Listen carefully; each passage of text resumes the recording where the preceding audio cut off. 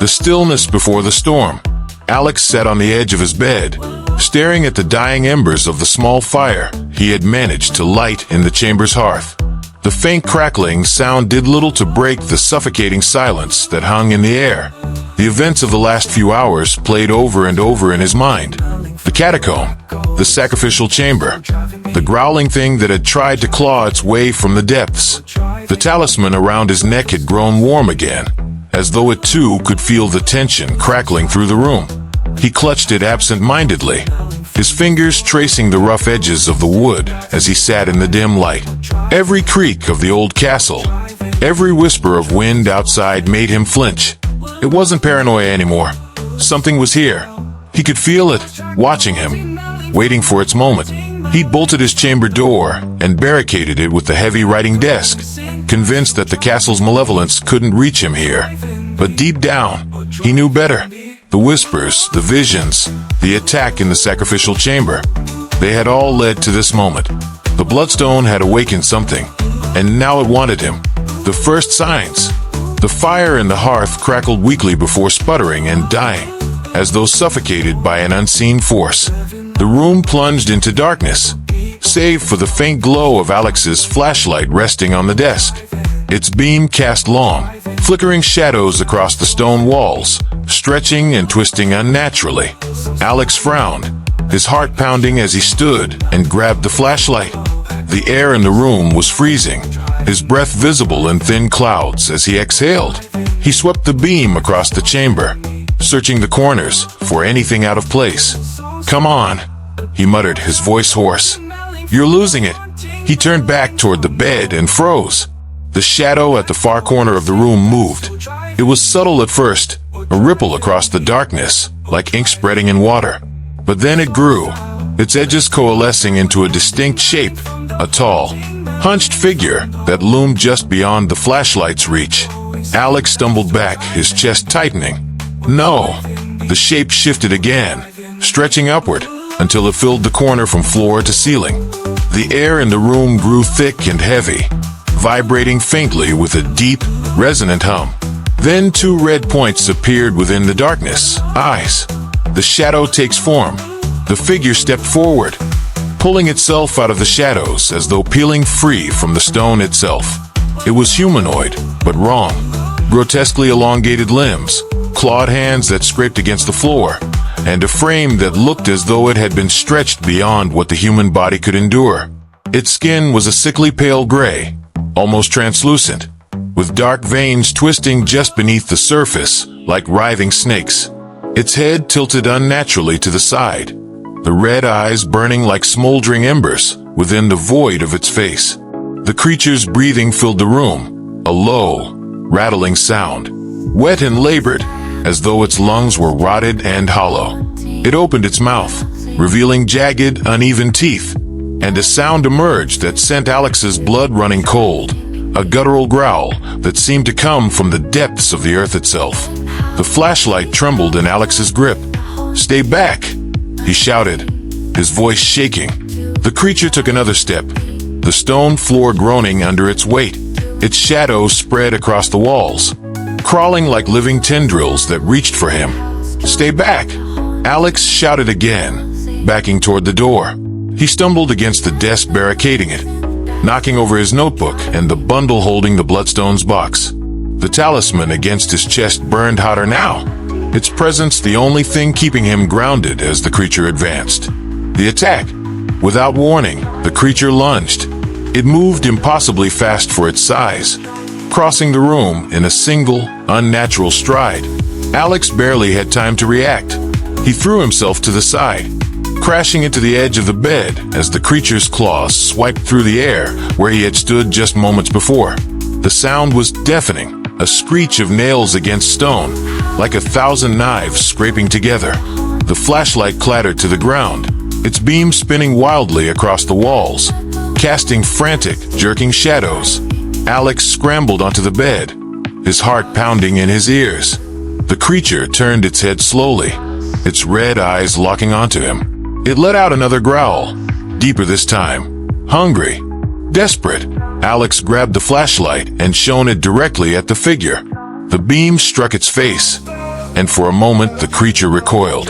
Its body writhed, its form seeming to shift and blur as though it were struggling to maintain its shape. The red glow in its eyes dimmed, and it let out a shriek that made Alex's skin crawl. It doesn't like the light, Alex realized, gripping the flashlight tighter. A desperate defense. The creature retreated a step, its body writhing and flickering like a broken image. Alex didn't waste the opportunity. He grabbed the talisman around his neck and held it up, the rough wood biting into his skin as he thrust it forward. "Get back," he shouted, his voice filled with equal parts terror and fury. "Leave me alone." The creature let out a low snarl, the red glow in its eyes flaring back to life. It lunged again, and this time Alex wasn't fast enough. Its clawed hand struck him across the chest, sending him crashing into the wall.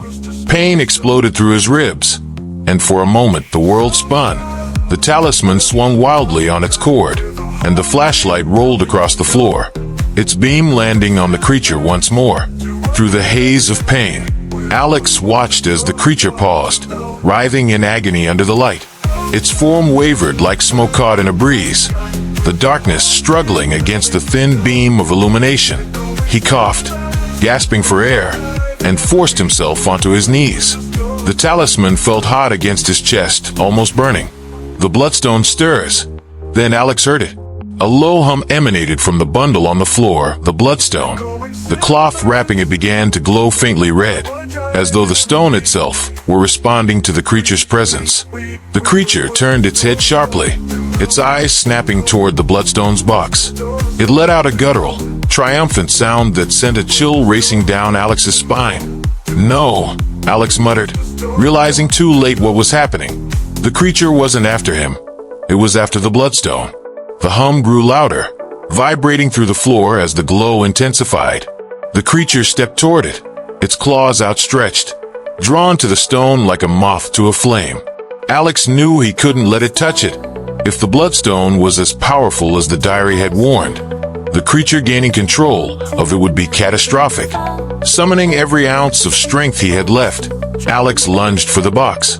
Narrow escape. His hands closed around the bundle, just as the creature's claws slammed into the floor, where it had been.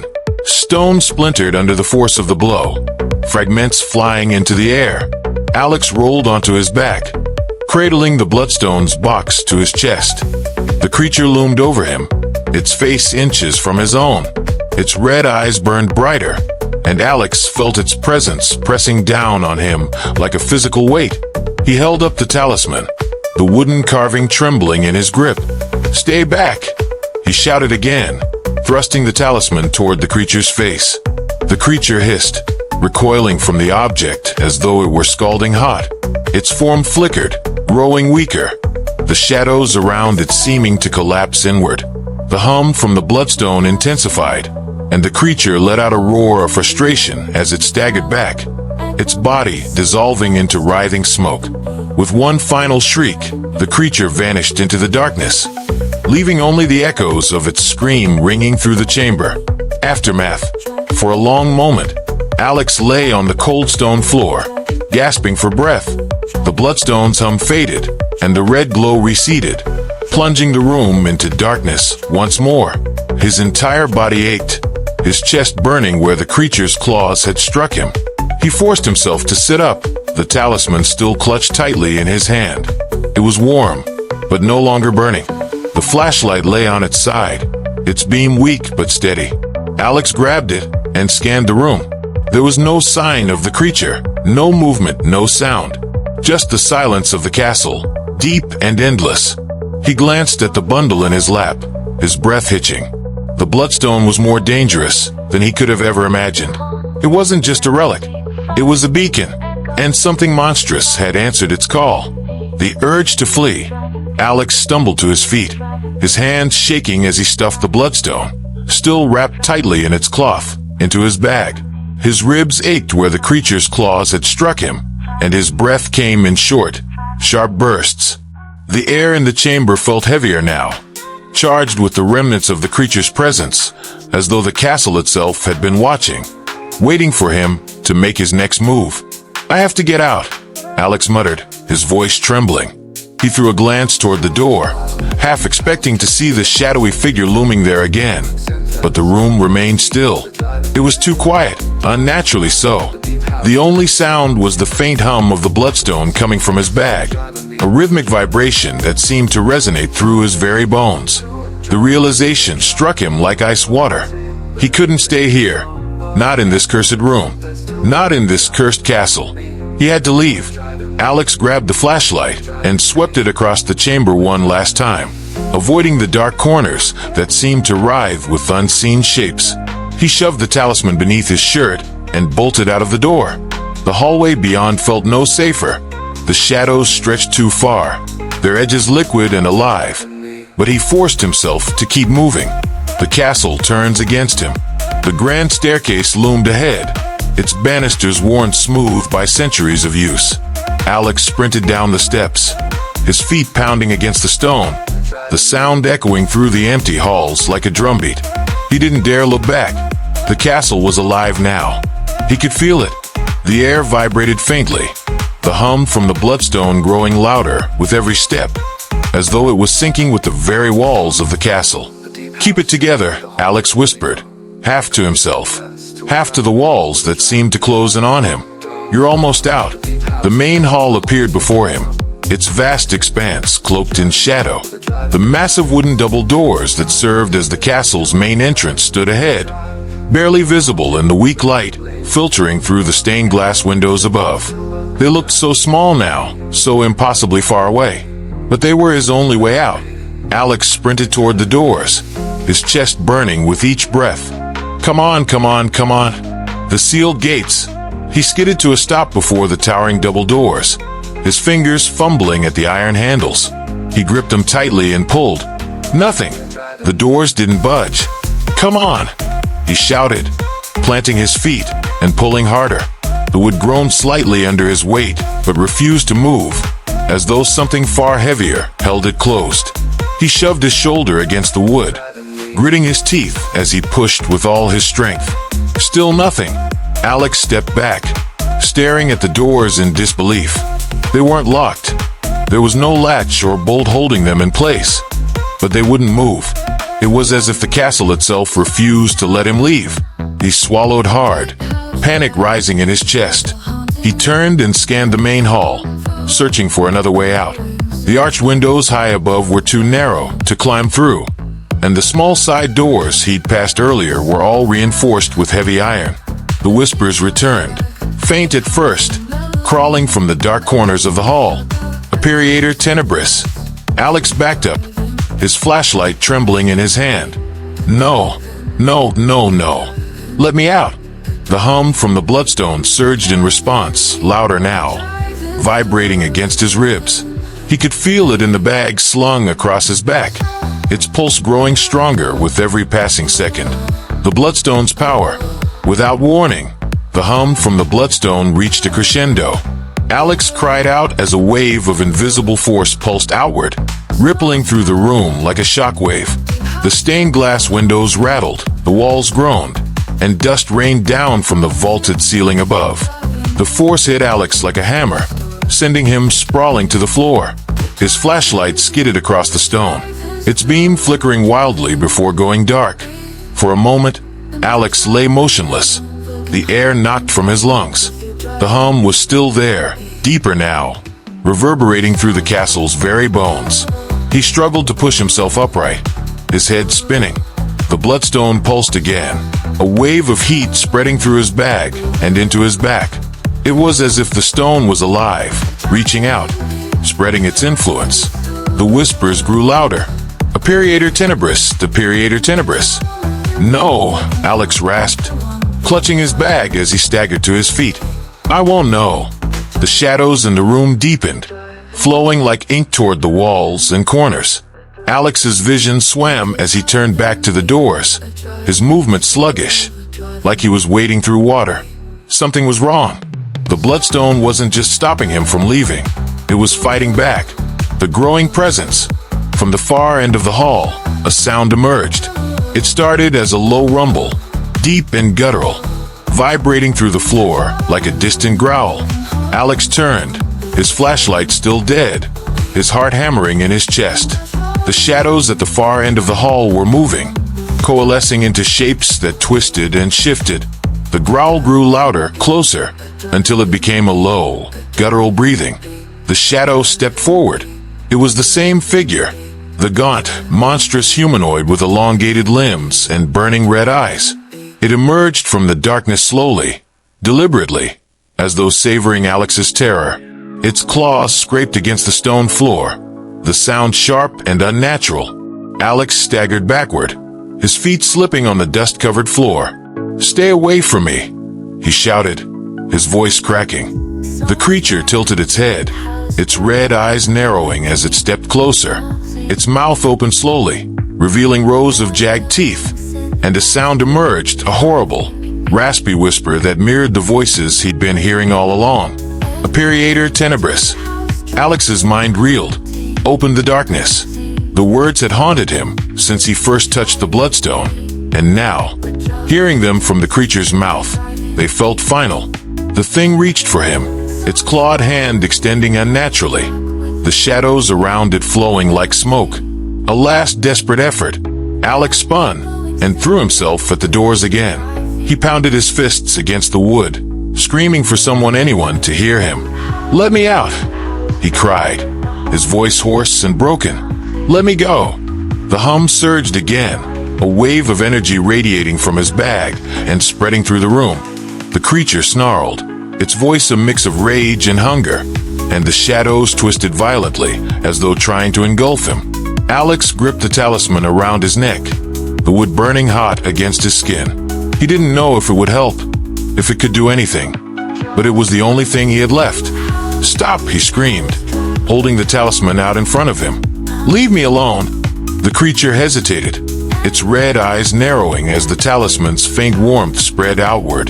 For the briefest moment, the shadows seemed to recoil, as though pushed back by an invisible barrier. Alex didn't wait to see if it would hold.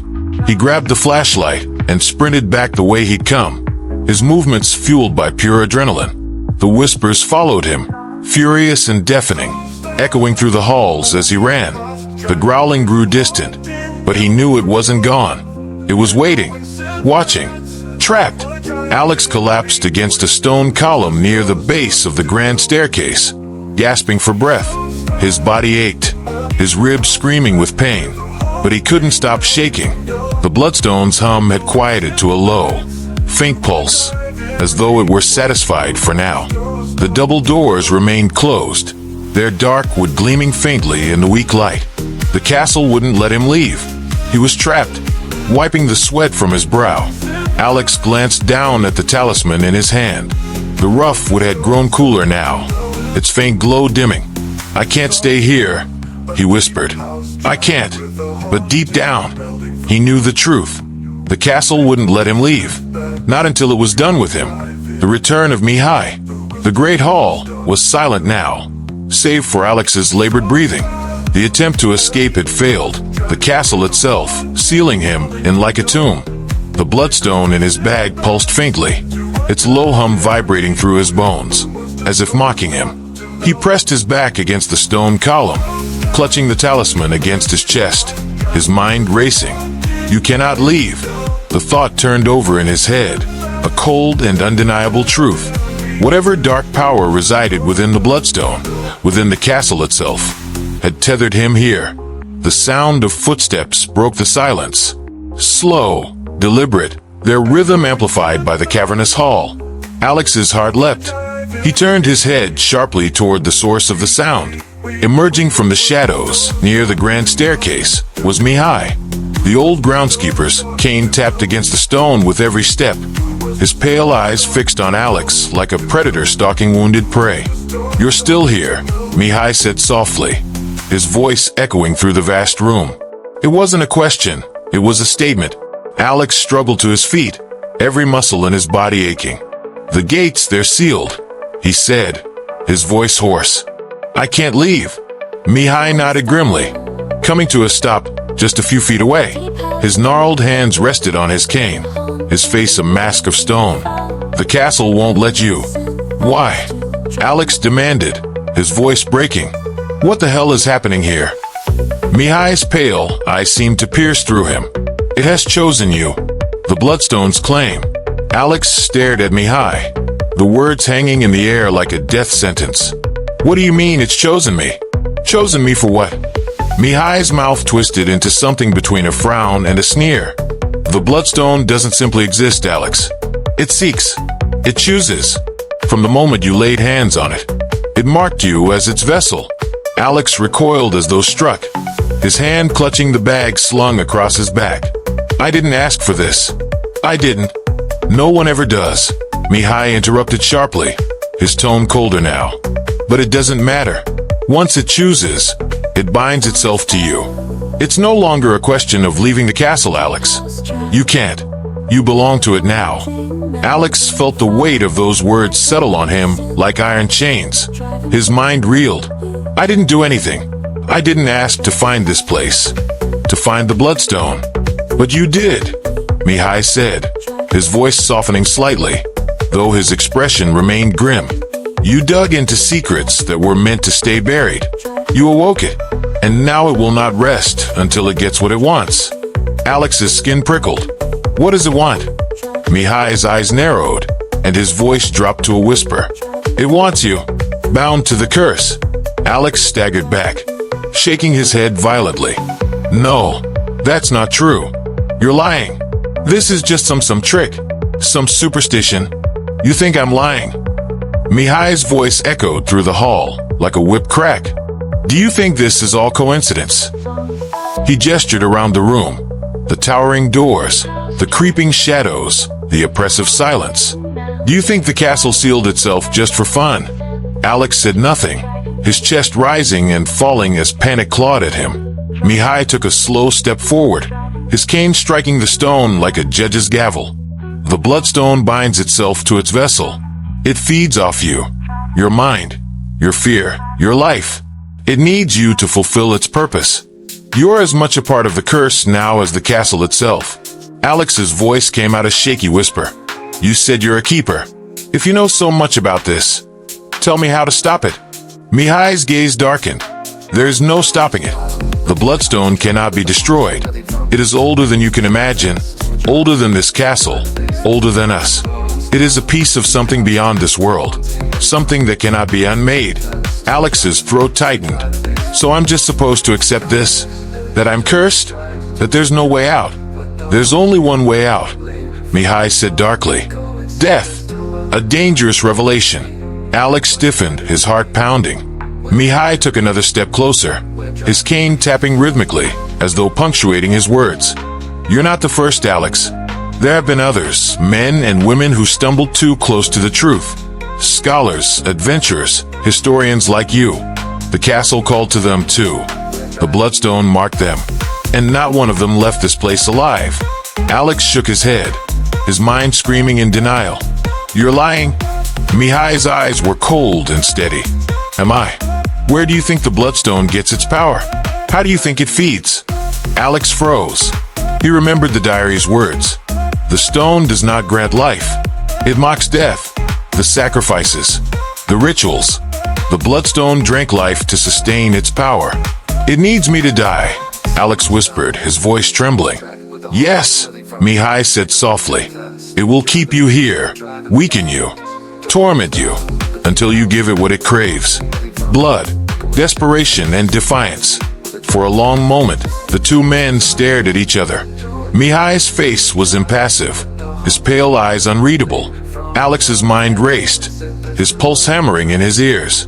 The castle, the shadows, the Bloodstone, it was all connected. But he wasn't ready to surrender. No, Alex said finally, his voice stronger than he felt. I won't let it win. There's another way. There has to be. Mihai's expression twisted into something resembling pity. You'll only drive yourself mad looking for answers. The castle doesn't lose. The Bloodstone doesn't let go. You'll realize that soon enough. Then help me, Alex said, desperation creeping into his voice. If you're really a keeper, if you've spent your life protecting this place, then help me destroy it. Mihai shook his head, his grip tightening on the cane. You don't understand. I serve the castle, Alex. The keepers always have. We are its caretakers, its guards. I'm not here to help you escape. I'm here to make sure the Bloodstone gets what it wants. The realization struck Alex like a fist. You're trying to kill me. Mihai didn't deny it. His face remained cold. It's the only way to restore balance. To quiet the stone. To keep it asleep. Alex took a step back, his hand drifting to the talisman hanging around his neck. You're insane. No, Mihai said calmly. I'm a servant of the castle. And you, Alex, are the sacrifice it demands. The chase begins. Before Alex could react, Mihai raised his cane and swung it with surprising strength. Alex ducked instinctively, the wooden cane grazing his shoulder as he stumbled backward. Stop! Alex shouted, but Mihai advanced, his movements eerily calm, his cane striking the stone floor with every step. You can't run forever, Alex. Mihai called after him. It's already chosen you. Alex turned and bolted, his bag slamming against his back as he sprinted toward the nearest hallway. The shadows in the castle seemed to shift, writhing at the edges of his vision, as though the castle itself was working against him. Behind him, Mihai's footsteps echoed through the halls, relentless and steady. You'll come back. Mihai's voice reverberated through the corridor. You can't fight it. Alex ignored him, focusing on the faint beam of his flashlight cutting through the darkness. He didn't know where he was running to. He just needed to get away. Away from Mihai. Away from the Bloodstone. Away from the whispers that clawed at the edge of his mind. I can't die here, Alex thought, gritting his teeth as he sprinted deeper into the castle. There has to be a way to destroy it. There has to be. But as the whispers grew louder and the Bloodstone pulsed in his bag, Alex knew one thing for certain. He was running out of time.